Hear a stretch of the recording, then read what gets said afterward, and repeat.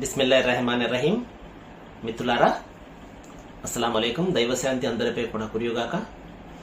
మీతో 2 నిమిషాలు కార్యక్రమం ద్వారా మీ అందరినీ ఈ విధంగా కలుసుకుంటున్నందుకు, ప్రతిరోజు కూడా మిమ్మల్ని పలకరిస్తూ ఉన్నందుకు దైవానికి వేల కృతజ్ఞతలు. మరి బిజీ అయిపోయినటువంటి ఈ జీవితంలో, యాంత్రికమైనటువంటి జీవితంలో 2-3 నిమిషాలు మనము వెచ్చించడం కూడా ఒక ఆధ్యాత్మిక కార్యక్రమానికి కష్టమైపోతున్నటువంటి ఈ తరుణంలో మీరందరూ కూడా ఈ 2 నిమిషాల కార్యక్రమాన్ని మరి ఆదరించడము దైవం యొక్క కారుణ్యము. దీని వెనకాల ప్రధానమైనటువంటి ఉద్దేశము ఒకటే, అదేమిటంటే దైవం పంపినటువంటి అంతిమ సందేశము, అంతిమ మార్గదర్శక గ్రంథమైనటువంటి దివ్య ఖురాన్ యొక్క పరిచయాన్ని ప్రజలందరికీ కూడా తెలియచెప్పాలి. ఇది కేవలము ఒక వర్గం వారికో లేకపోతే ఒక మతం వారికో సంబంధించినటువంటిది కాదు.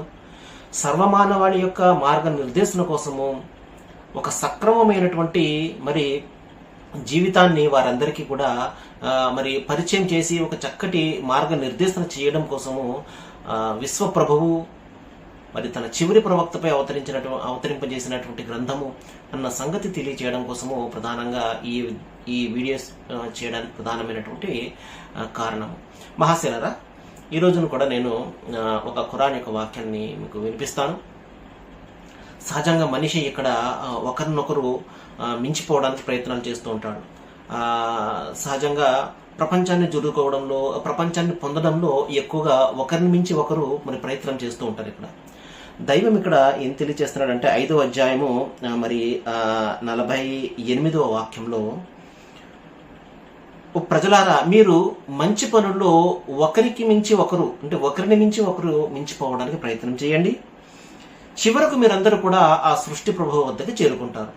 ఎవరు ఏ విధంగా ఎన్ని కార్యక్రమాలు చేసినప్పటికీ కూడా మరి మీరందరూ కూడా చివరికి మీ యొక్క చేసినటువంటి కర్మల యొక్క ప్రతిఫలాన్ని పొందడం కోసము అంతిమ ఘడియలో, ఆ చివరి ఘడియలో విశ్వ ప్రభు వద్ద కలుసుకుంటారు అని ఇక్కడ స్పష్టంగా చెప్పడం జరిగింది.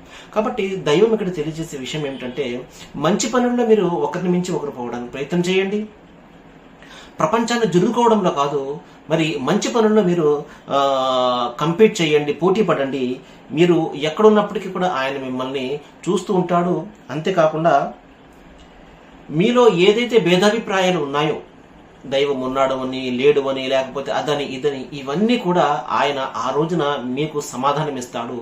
మీరు పడుతున్నటువంటి విభేదాల యొక్క యథార్థాన్ని ఆ రోజున ఆయనకు తెలియజేస్తాడని చెప్పడం జరిగింది. సరే, మరికొన్ని విషయాలు మనం రేపు మాట్లాడుకుందాం. వాకిరుద్దావన అనిల్ హమ్దులిల్లాహి రబ్బిల్ ఆలమీన్. సర్వే జన సుఖినో భవంతు. Thank you very much.